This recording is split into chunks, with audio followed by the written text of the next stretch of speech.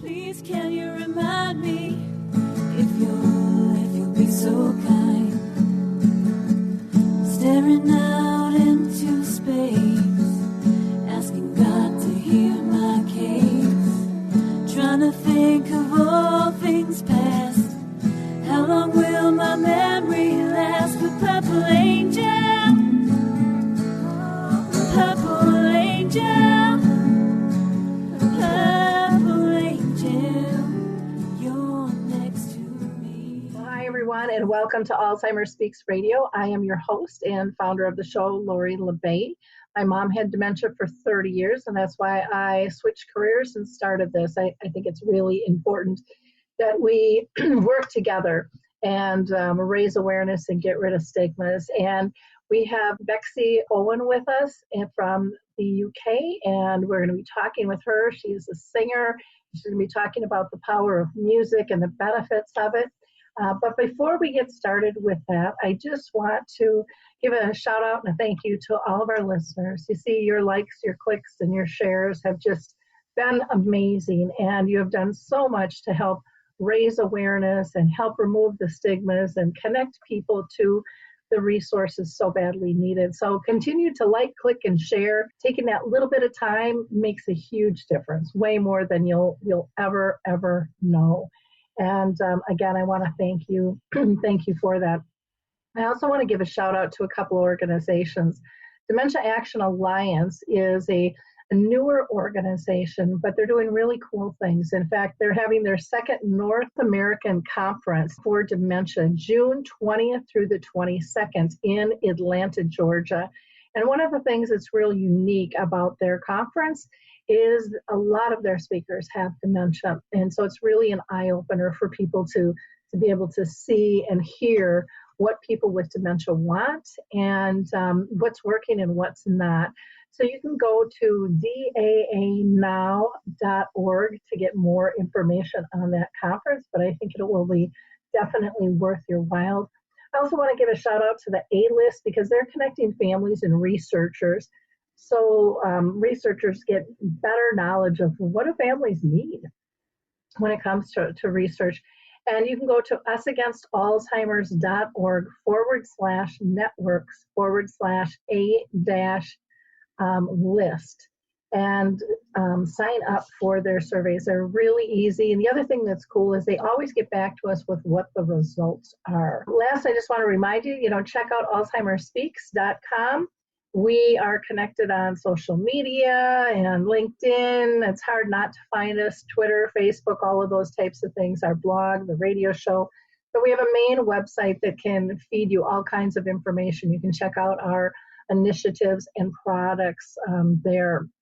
Now, Bexi Owen is a UK-based singer who's with us today, and she has actually been touring the UK to raise awareness on the benefits of music with people living with dementia, which is really, really cool. And she is committed to campaigning for all of those living with dementia to have regular access to music, which seems like such a basic need. And it's like, why would somebody have to advocate for that?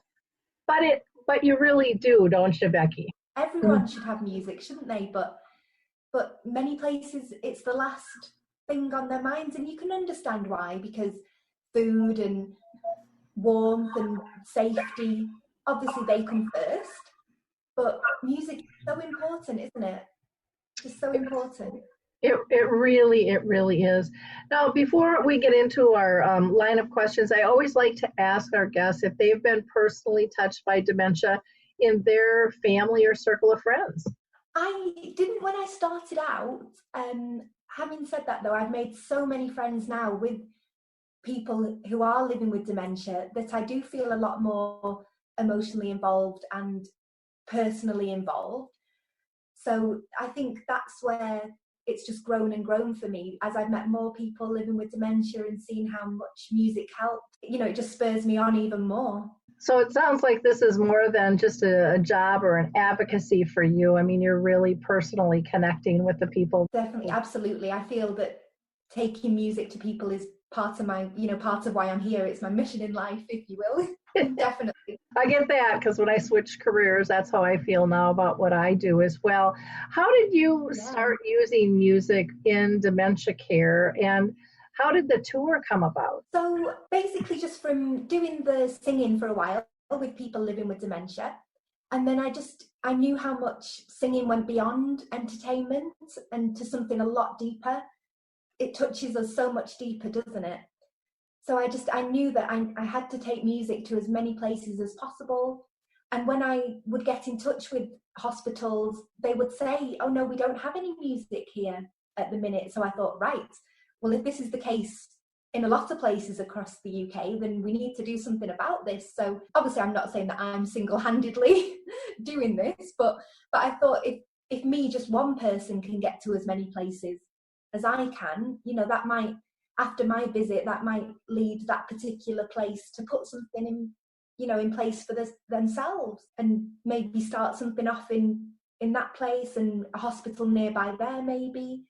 So things can grow, can't they, from getting out there and doing something? Well, they really can. And, it's nice that you have the belief that one person can make a difference. There can be this ripple effect. And I think so often people are beat up and they don't believe they have the power to make a difference in the world. But everybody does. Every single person on this planet has the power to improve or make things worse, depending on what they put their mind to. And music, what I love about it is the ripple effect is so subtle.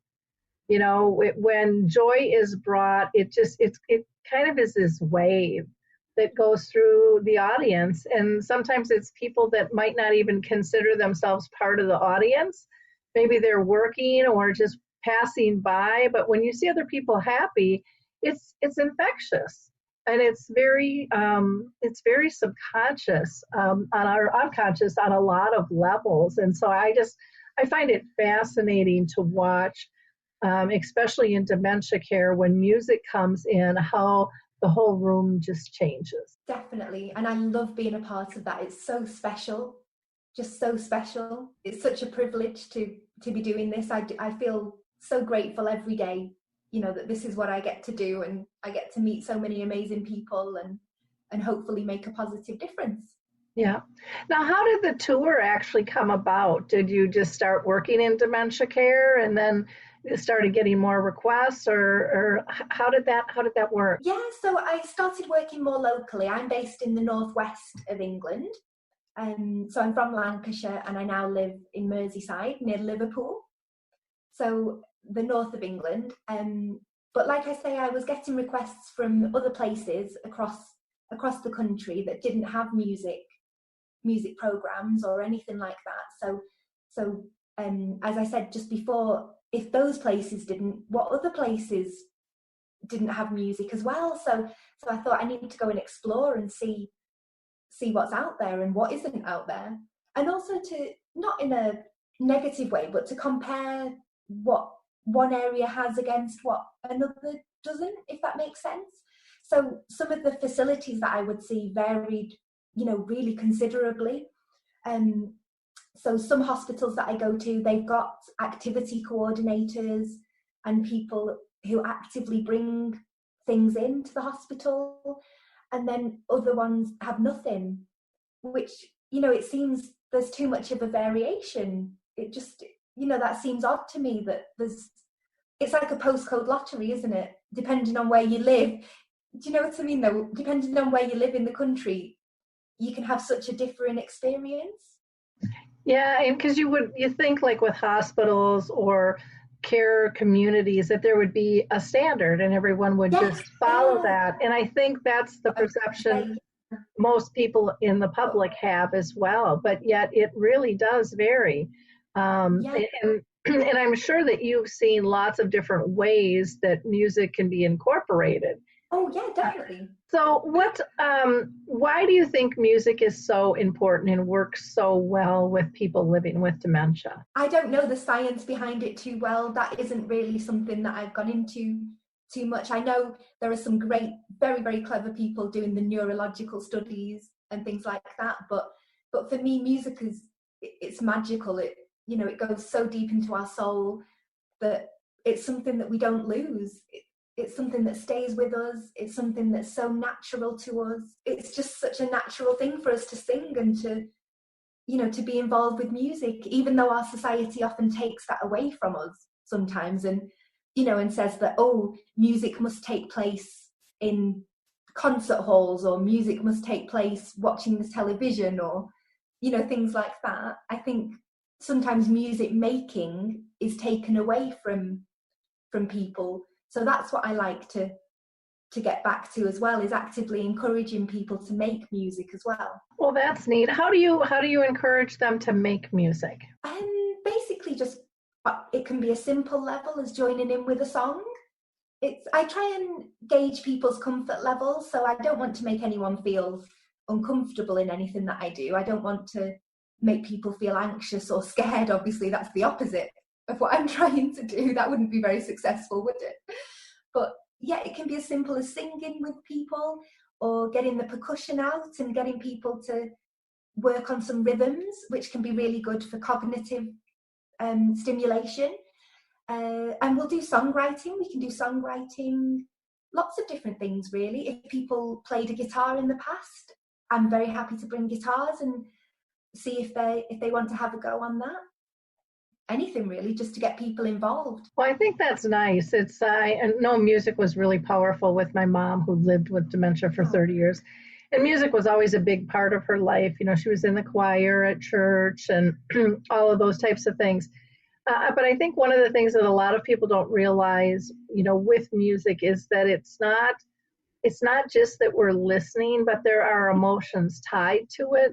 Oh, and absolutely. it's those emotions that I think are so critical. So a song can make us laugh, it can make us smile, it can make us sad and cry, depending on what emotions and what story we attach to it, what's happened in our own life.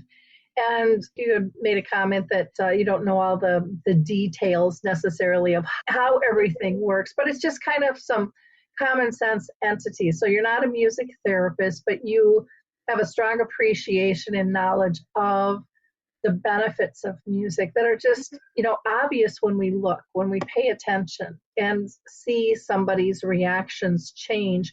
What are some of the signs that you see in your audience that tell you, I've hit the mark, we're doing the right thing here? Well, it can vary so much, but I do think that I am quite perceptive at seeing those things, because sometimes people working, say, in a hospital, they'll talk to me afterwards and they'll say, oh, I'm sorry, you didn't get much of a reaction, did you? Or, oh, how does it feel when people don't respond? And I say to them, wow, you were in a different room to me, because I saw people tapping their foot. I saw eyes being moved that weren't, that were fixed to a spot previously. I see, even if it's a little corner of a smile, just simple things like that. And I see that music has helped. Obviously, bigger reactions are fantastic when people get up dancing or sing along. That's wonderful. And I obviously love seeing that as well. But even the smallest of reactions is a big triumph for me. That's why I do it, just to help someone, even if it's in the smallest of ways. That's still a good day's work done. Yeah. Well, and for some people with dementia, that's the only way they can communicate, is in those small ways if they've progressed. So I know, again, I'll use my mom as an example. She would just light up. And I'll share a story I've shared several times on this show, but it's just so powerful. We did a music session with my mom and a friend, videotaped, and I sat along while a woman sang and played guitar. And my mom would doze off, and then she would wake up again, and we're going to do it for an hour. Only lasted a half an hour. And I was so proud, and I have all these clips on my YouTube channel of just what you're saying. The hands going, tapping, the feet going, the head nodding, some words coming out, the smile, the glint in her eye. And I remember wanting to share that with one of my mom's best friends. But this woman couldn't go see my mom. For 10 years, she never went to see her because she couldn't deal with it. And I slid this DVD over with my mom, smiling. And I'm thinking this is just a joyful picture. And she screams out at me in the middle of a restaurant. She's 76 years old approximately, and says, "She looks horrible. I thought you were taking good care of her," because she didn't look how my mom used to look. She had chipped and broken teeth. She had, I think you can see a billy goat hair on her chin, and her hair wasn't perfect. None of that mattered because, some of that stuff caused her pain and angst. And so we just didn't go down that route. It was all about trying to bring her joy. And I remember telling this woman, saying, "Thank you." And then she got really mad. "Thank you for what?" And I'm like, "Hey, I didn't know. I don't see what you see." I didn't, till that moment, I thought everybody saw what I saw. They saw the joy. They picked up on all the nonverbals. But to be honest, most people don't. And it's such an important job for us to speak out and to explain and show the difference. Because, oh my gosh, even though they're not using words, they're speaking volumes as to their comfort and their level of joy. And it's so empowering. It's so cool to be present and to be able to witness that. And I'm not a musical person. I sing and people scatter, but, to be in your position, to really be able to sing and create that.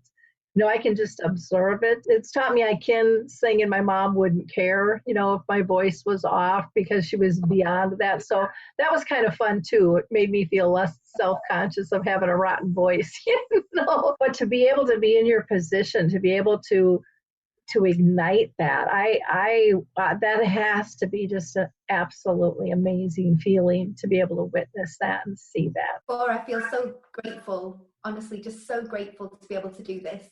And it's not what I set out to do. When I started singing, I wanted to be in theatres and performing, for audiences with that clear barrier, of the stage and the audience. But now I couldn't think of not anything worse, that's not what the right word to say, but, to be able to touch people and be right there with them, that's what it's about for me. Making music with people, not singing at people. That's what it is for me, that shared experience. That's what brings us together, isn't it? That's how music can bring us together. That's just such a sincere statement and so authentic of how you're driven and the importance. Now, when people say, "Oh gosh, I'm sorry, you didn't get a good response," do you point out to them what you're seeing? Yeah, I do, but I still think they don't really understand, but that's okay, because maybe I didn't see it at first either.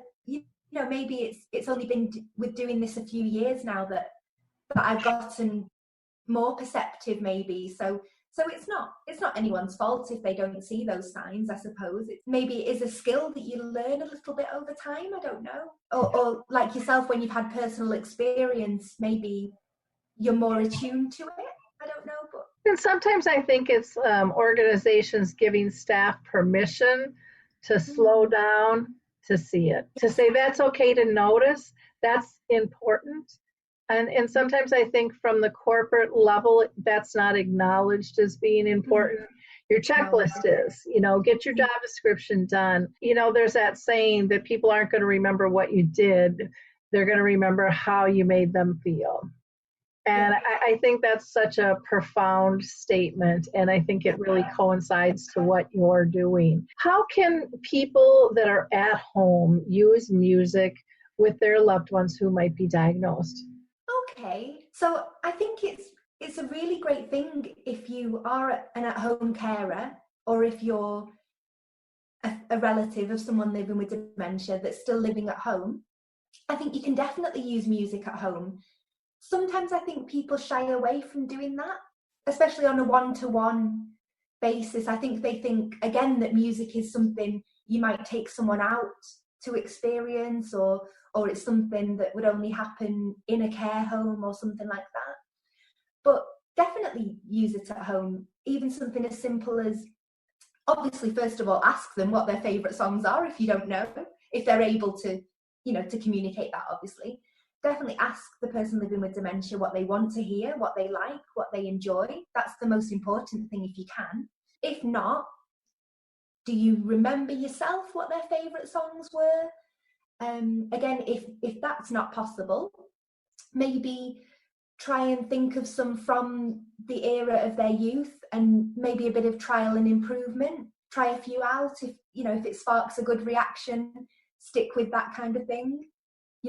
If Elvis gets a really bad, oh no, don't, maybe, okay, we'll shelve Elvis for now then. But if the Beatles get a good one, oh, right, okay, we'll go with that then. And then if you want to do a bit more interactive things, maybe get a percussion set, some little hand drums or something like that. See how that goes. Find out if they played guitar, if they played keyboards, anything like that. And just try things, really. You never know what a person might like, because we're all different, aren't we? We're all individual. And some people, music isn't even appropriate for. They might have had really bad experiences with music, or with certain types of music. We don't know a person's past, do we? So some things aren't appropriate. And I know some people, after they've had a stroke, they can become a little bit averse to music. I've heard stories about that before. So always do, lead with the person. And as we were saying before with the reactions, you'll know if someone is really not enjoying something.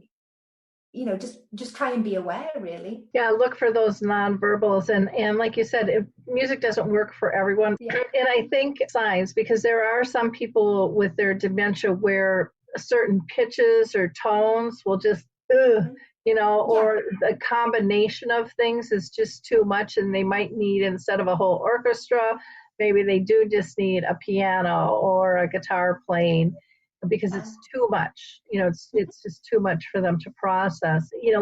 Again, looking at the music of their era when they were younger, thinking about that. My mom loved Frank Sinatra and the big bands. I mean, you put that on and she would just melt. And, she would sing with the songs, even as she progressed, didn't know all the words. And then pretty soon she couldn't say the words, but again, the hands and the toes were going, the smile was on, and she was just rocking her head, and she was just peaceful. And I think sometimes we think we have to keep a person with dementia busy instead of letting them just be happy and content. I know I'd rather be happy and content than just someone cracking the whip saying I got to be busy all the time. I know. It's very important. So I think the use of music at home can be really good. Now, I know music therapists sometimes will say, well, you can't use music all the time, because sometimes people will have it on all day long, and they say it can lose its effectiveness. And, I don't know if I'm a believer in that or not. I think every individual is different. And for some people, maybe they've always had music on in the background. Yeah, exactly. And that's a norm for them. But it can help pull people out of moods and stuff. I've had couples where they say they start every morning with a dance, and it gives them that musical connection, but it gives them an intimate, touching connection as well, and it just sets them both in a good mood. So some have said they do it every morning and evening before they go to bed. It's kind of that joyful yet calmness, and I think, oh, how beautiful is that?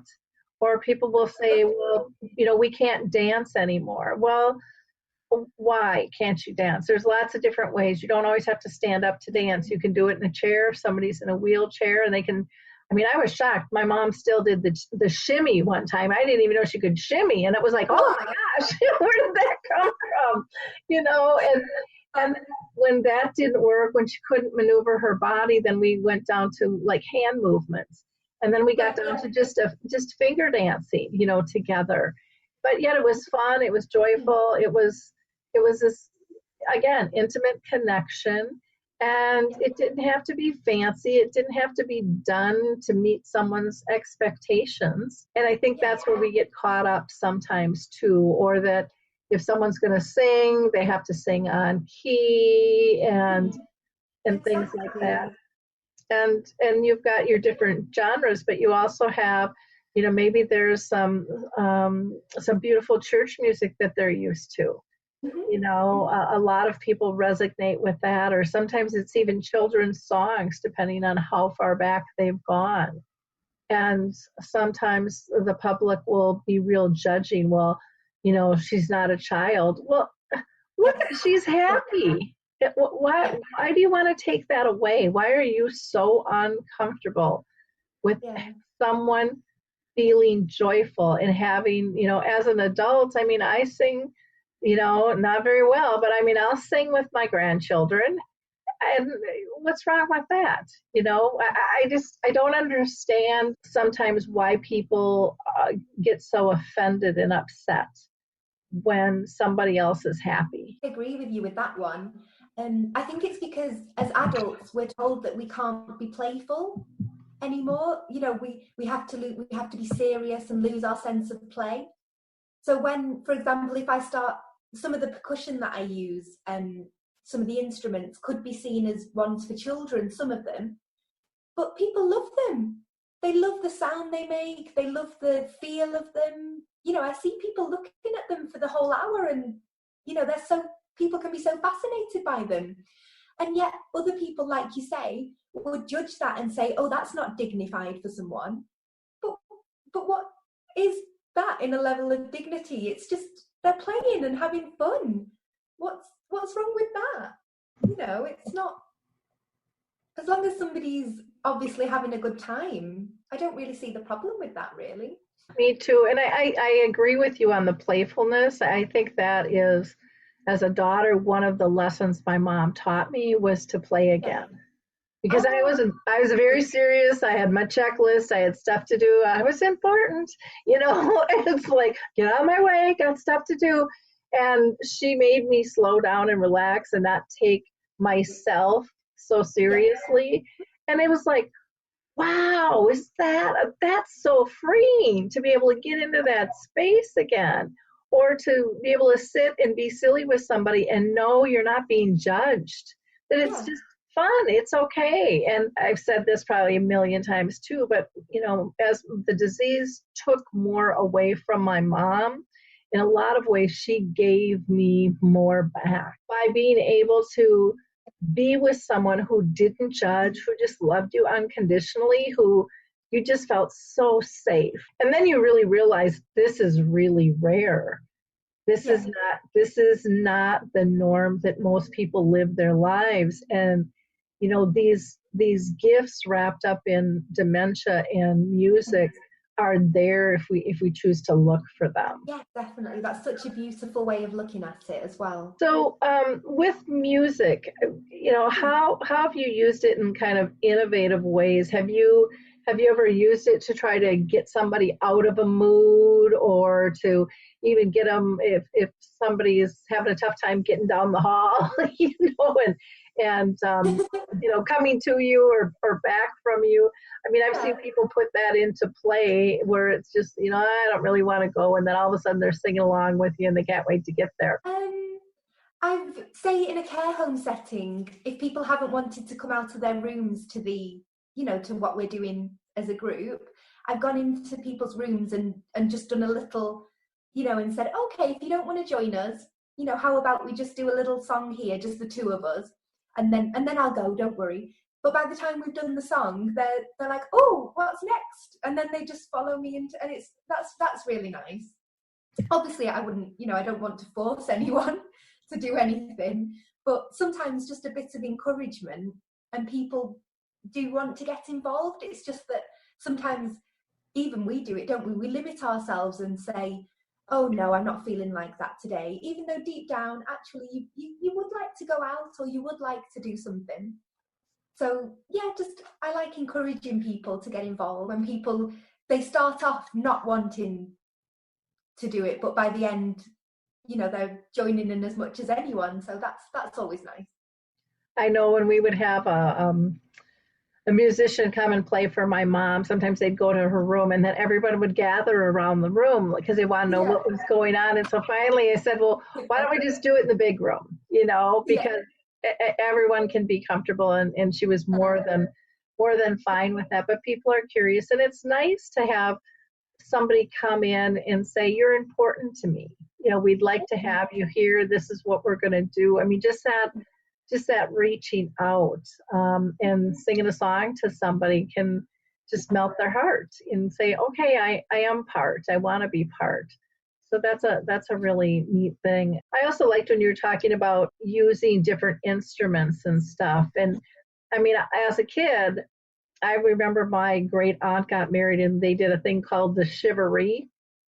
And the Chivaree was after they kissed, doing their vows, because they got married at my folks' house, then we went into the kitchen, we all grabbed pots and pans and wooden spoons, and we came out and we were making music, sneaking on all these things. And that was the Chivaree. And then they threw like pennies up in the air and we all scrambled for them. But it was so much fun. And there's so many different ways to make music. If it's clinking a glass with a spoon, if it's blowing in a pop bottle or whistling or tapping or clapping or using something physical. And I think sometimes, again, we forget about that creative way to make sound and to be part. Absolutely. Yeah, well, there was a lady at one of the last groups that I did this week. I didn't give her an instrument because she was knitting. So I thought, oh, she's a bit busy, she's knitting. So I thought she wasn't really engaging that much because she was, busy doing this scarf. But then when I looked over, she'd stopped her knitting and she was clinking her needles together in time with the music. And I was absolutely overwhelmed by that. I thought, that is brilliant. I just thought, and it sounded great as well. It was just such a nice tink, tink, tink. It was just great to see it because she'd done that completely spontaneously. I like to encourage people when they've got the percussion and, I'll go up and simulate the percussion for them to get them involved. But she just did that completely spontaneously on her own. So I thought that was fantastic. Just these needles going clink, clink, clink. It was great. Really great. And then I've seen people with spoons on their cups of tea. If it's tea time, they'll use the spoons. So it's great fun. That's very, very neat. And I think it's a fun way to kind of capture the moment and let them be an individual, and participate and stuff. So that's very cool. When my mom was in the nursing home, they had like a choir. And so she joined the choir and they would go around and they would kind of carol, throughout the nursing home. And then when she got to the point where she couldn't participate in that, she loved when they came though. And she never lost her love of music. Even in her end stages, even when she was actively dying, she wanted, Frank Sinatra on, and you could just tell because she would just get this peacefulness, within her. You could just read it in her body language. And again, sometimes I think we just have to slow down and see what those signs are. And again, like you had mentioned, not all music will work for everyone. And there might be a few people that are just adverse to music, period. But I think it's going to be few and far between. Oh, yeah. And, thankfully. Yeah, and it's still always worth a try because, again, what works one day might not work the next day. That doesn't mean it won't work again, though. And so, you have to measure that out. What ways do you see music bringing us all together? I think that's what it exists for, really, is to bring us together. Because even if we listen to music individually, it's still a connection to something wider than ourselves, isn't it? Because if we're listening to a piece of music, somebody else has created that music, so we're connecting to their vision of what they see as the world. But obviously, in terms of people living with dementia, I think it can just bring a group together. It can sometimes bring people out of themselves to stimulate those memories and bring people into a bit more of a conversational mood, which is always really nice. And I really like leaving a room when people have started chatting to people next to them and made friends if they didn't know the person already. That's always nice. I just think music is just so special. And again, I know that there are, scientific things behind music and mathematical things. And obviously that's very important to know those things, but I still think that music has an added special ingredient that we don't know exactly what it is yet. And maybe one day we will, because maybe our science just hasn't caught up to that yet. But music is so special for me that I just think it has the power to bring people together like that. And I've seen rooms come alive, and I can't explain why that room wasn't like that before the music. It's just music, isn't it? Have you seen the movie Alive Inside? I have, yes. Because that's a perfect example. If you can, rent that or get that on Netflix, and yeah. That is, you see that ripple effect. You see the change in the personalities. You see the joy. I mean, it's impossible not to witness it in that film. And it happens not just with people with dementia, but people with anxiety and post-traumatic stress and, psychotic episodes. And it just blossoms. And people are shocked when they see somebody respond to music, because they've never seen that person. They've always seen this person who's maybe withdrawn and quiet, and then all of a sudden now they're engaged and they're happy, and they're just so shocked. So I think sometimes we forget how important trying something new is, and what a big impact it can have. The music does bring people together, and I think for visits it can really take the edge off, because it brings comfort not only to the person with dementia but the care partner. It is really nice when I'm there and families are there as well, because that creates a bonding experience for them, because especially if their loved one is quite advanced and they're maybe not responding as much as the family would like, and the family get involved just as much, because they're trying to be playful, for their loved one as well. And I think that's very special to see, that the effort that people will go to try and bring music to their loved one. Mm-hmm. So I do like it when the families are there. It becomes like a bit of a party, and it's really nice.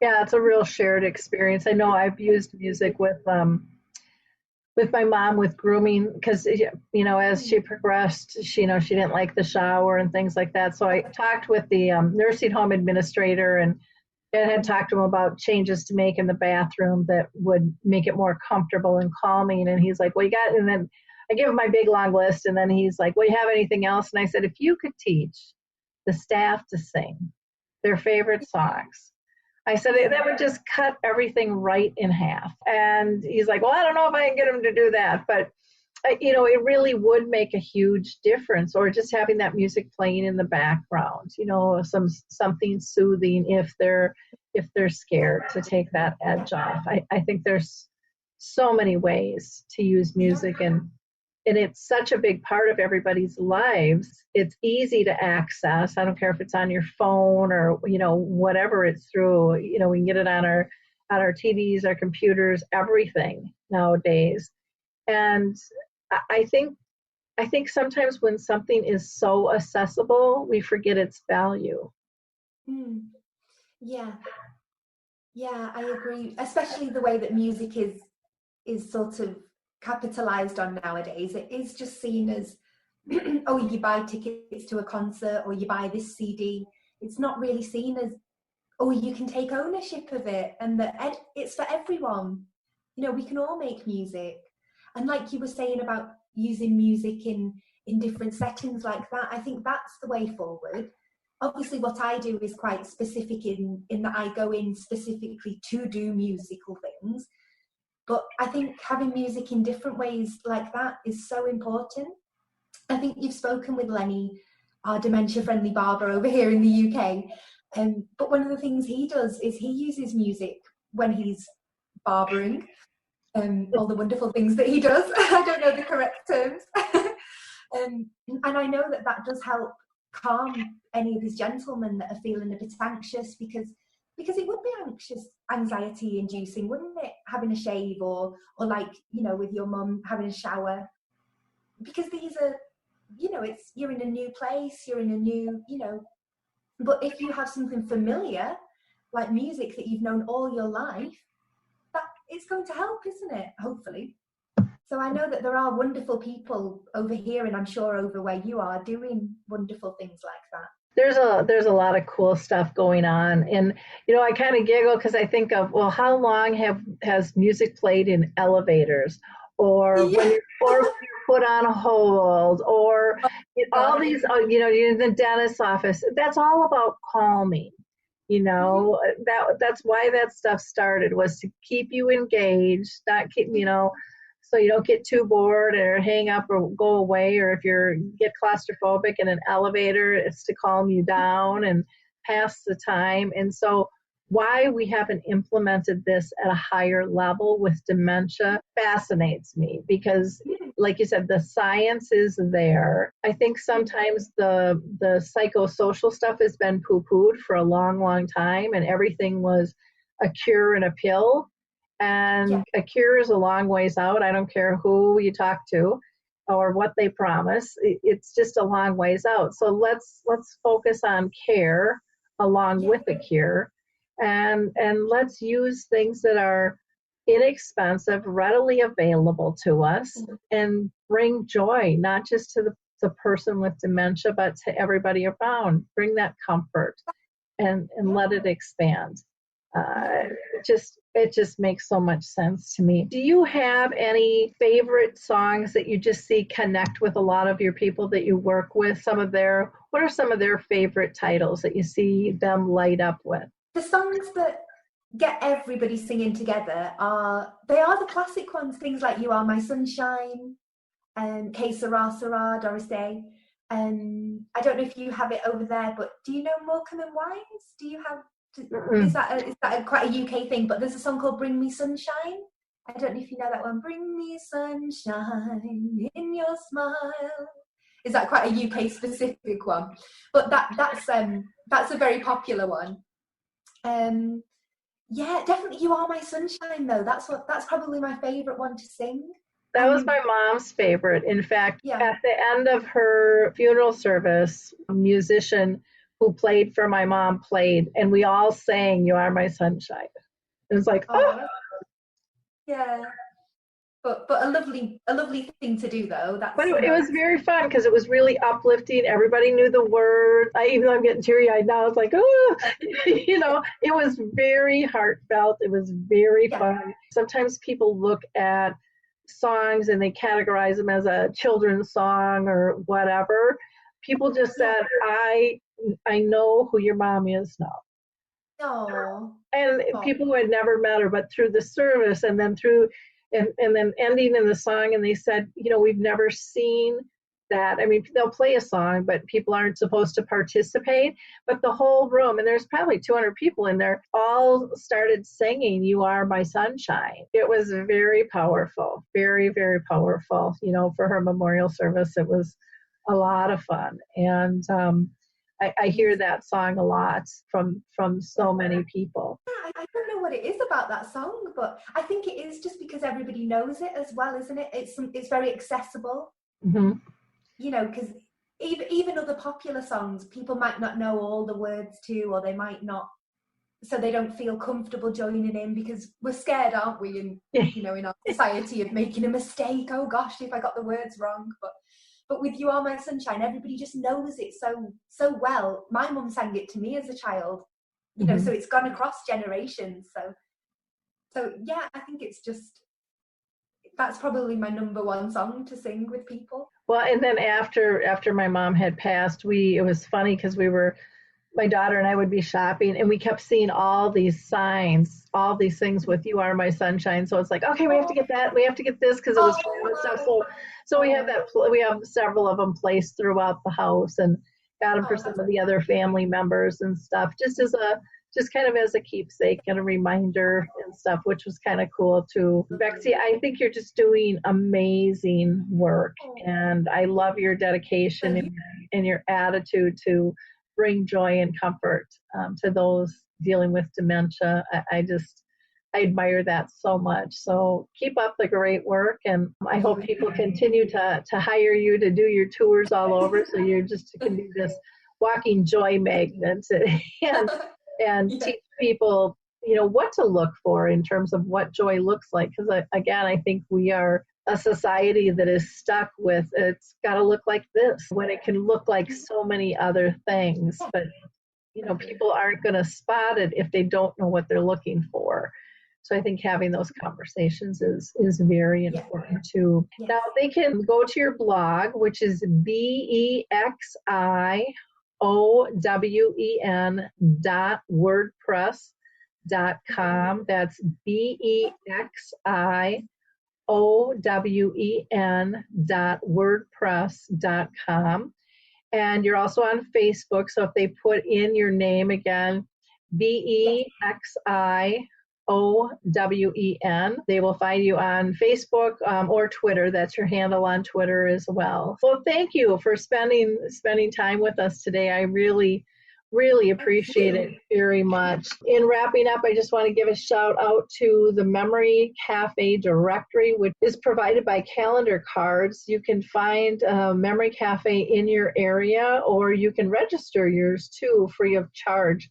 Again, just go to Memory Cafe directory. And then I also like to give a shout out to Purple Table Reservations. I just think this is such a cool concept. There is a woman whose mother had dementia, and she's a restaurant owner, and she knows how important it is for restaurants to be able to cater to the needs of people with dementia. And so she's put this program together and will train restaurants. And she has an app so people can find, purple table restaurants to go to. And it's all about serving not just people with dementia, but post-traumatic stress, autism, anybody with special needs. But nobody wants to be called out for special needs. You just want to be dealt with in a different fashion. So they've done some things to help staff and organizations work better, knowing maybe where to place somebody because of noise and lighting, maybe have a simpler menu, how to talk to them directly and be able to pull out what it is. So instead of giving them 45 salad dressings to pick from, you'll weed it down for them, etc. So check them out at purpletables.com. That's purpletables.com. And again, don't forget to click like to this show and share it with others. And also check us out at alzheimersspeaks.com. We would love to hear from you. Maybe you could be our next guest. We're always looking for new people, and all voices are welcome. So if you're a person living with dementia, if you're a family caring for somebody, if you're a business owner, a singer, a songwriter, a movie director, a researcher, you name it, an advocate, you're welcome here. We love hearing everyone's perspectives of what are the needs and what are they doing about it, and how might others apply what they've found in their own area. So again, Bexi, thank you so much for joining us here on Alzheimer Speaks. Really appreciate it. It's time to rethink, renew, and reimagine retirement. Hey everybody, Jared Sylvester here, host of Retire Repurposed. Now this podcast is about the non-financial parts of retirement, which many times can be even more challenging than the financial. We believe retirement is not the end, rather the beginning of what could be the most impactful, purposeful, and fulfilling season of a person's life. So don't retire, become repurposed. To listen now, search Retire Repurposed on your favorite podcast platform, Senior Resource, or Life Audio.